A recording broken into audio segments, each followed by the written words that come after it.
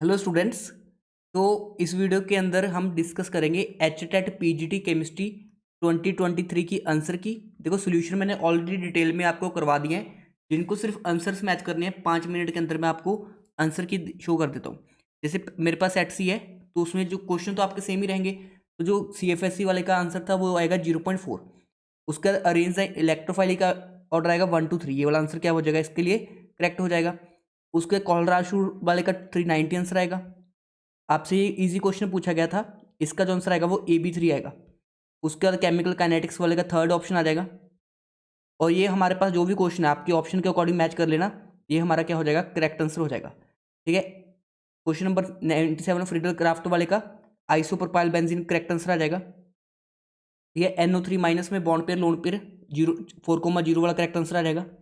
Half life वाले का 66.4 answer आ जाएगा। रीमन टीमन में CCl2 क्या होता है, इंटरमीडिएट होता है। ठीक है। स्टैंडर्ड जो हमारे पास EMF निकालनी थी, इसका आंसर आ जाएगा -0.30 वोल्ट। उसके बाद जो स्टेबल कार्बोनाइन था उसमें आ जाएगा 4 नाइट्रो बेंजाइल कार्बोनाइन। उसके बाद कौन सा इनमें से मेटल डायरेक्टिंग नहीं होगा, तो इसके लिए NH वाला NHCOCH3 हमारा थर्ड ऑप्शन आ जाएगा। उसके बाद ये आपसे पूछा गया था टेम्परेचर, इसका आंसर आएगा 500 केल्विन। उसके क्वेश्चन नंबर 105। ठीक है। इसमें पहले अमोनियम बेंजीनोट बनेगा, फिर वो बेंजामाइड में कन्वर्ट हो जाएगा। उसका इलेक्ट्रोलिसिस वाले फैराडे लॉ का क्वेश्चन था, 21.6 क्या आ जाएगा, इसका करेक्ट आंसर आ जाएगा। उसका टी हाफ वाले का करेक्ट आंसर आएगा हमारे पास जीरो ऑर्डर काइनेटिक्स। उससे कौन सा प्लस R नहीं शो करेगा, CN+R नहीं शो करता। उसका इस रिएक्शन का नाम पूछा था, इस रिएक्शन को हम बोलते हैं गेटरमैन रिएक्शन। केरिस मेथड वाले का सॉल्व करने पे आया था हमारा 32% करेक्ट आंसर। उसके बाद जो हमारे पास बायोमोलिकुलर वाले का था, ये थोड़ा सा डिफिकल्ट था, तो इसका जो करेक्ट आंसर बनेगा वो बनेगा हमारे पास ऑप्शन नंबर 1।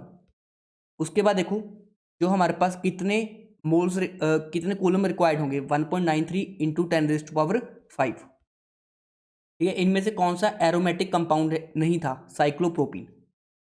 उसके बाद सोडियम नाइट्रोपोसाइड में वॉयलेट कलर की इंडिकेशन किससे मिलती है, NOS वाले से, तो थर्ड ऑप्शन करेक्ट हो जाएगा। बॉइलिंग पॉइंट का क्या ऑर्डर था, H2 HF फिर NH3। उसके बाद इंपेरिकल फार्मूला निकालना था, फिर हम मॉलिकुलर फार्मूला, वो आ जाएगा C2H4Cl2। उसके बाद ब्रोमिनेशन वाले का आंसर आ जाएगा 1,1 ब्रोमो इथाइल 4 नाइट्रोबेंजीन। उसके बाद एक ऑक्सीजन कितने डोनेट करेगा, 2 डोनेट करेगा। ये इलेक्ट्रोकेमिस्ट्री वाले का आंसर था जो, वो आप मैच कर लेना। उसके अलावा इसमें किस प्रोसेस में एंट्रोपी डिक्रीज होगी, जब लिक्विड क्रिस्टलाइज होगा सॉलिड में। प्लेटिनम की इलेक्ट्रॉनिक कॉन्फ़िगरेशन पूछी थी 4D10 5s0। आपसे पूछा था ऑर्डर ऑफ एलिमिनेशन, तो ACB क्या हो जाएगा, इसका ऑर्डर बन जाएगा। कौन कौन से डिस्प्रोपोर्शनेशन रिएक्शन शो हमारे पास करेंगे, तो इसका आंसर था हमारे पास A एंड B। ठीक है। जो भी आपके आंसर होंगे उसके अकॉर्डिंग आप मैच कर लेना। उसके बाद ये रिएक्शन की कन्वर्जन के लिए रिक्वायर्ड रिएजेंट I2+NaOH, जिसको हम बोलते हैं क्या, आइडोफॉर्म टेस्ट। उसका बेसिक स्ट्रेंथ का ऑर्डर प्रीवियस ईयर का क्वेश्चन था ये, सिंपली NH3PH3, फिर उसके बाद ASH3 SBH3 यानी BiH3। रेडियल नोड का आंसर आ जाएगा 4 - 1 - 1 दैट इज 2। ठीक है। इनमें से कौन सा आइडल बिहेवियर शो नहीं करेगा, कार्बन डाइसल्फाइड एंड एसीटोन। ठीक है। एक्व सोल्यूशन ऑफ बोरेक्स क्या होता है, एल्कलाइन नेचर का। ये इलेक्ट्रॉनिक कॉन्फ़िगरेशन पूछा था, तो इसका अगर ये 3D5 दिया था तो इसका आंसर आएगा 26 एटॉमिक नंबर। उसके बाद इस प्रोसेस के लिए हमारे पास डेल्टा H भी पॉजिटिव होगा। उसके अलावा हमारे पास जो इंट्रोपी है वो भी क्या हो जाएगी, पॉजिटिव हो जाएगी। ठीक है। थर्मोडाइनमिक्स वाले क्वेश्चन का आंसर आ जाएगा हमारे पास, जो इसका करेक्ट आंसर आएगा वो 8 लीटर एटमोस्फियर।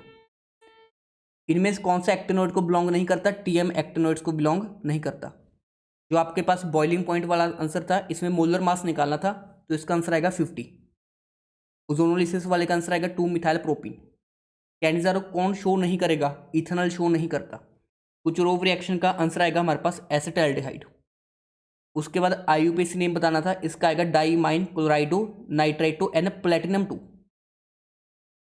उसके बाद देखो हमारे पास मोलैरिटी का आंसर आएगा 0.2 मोलर।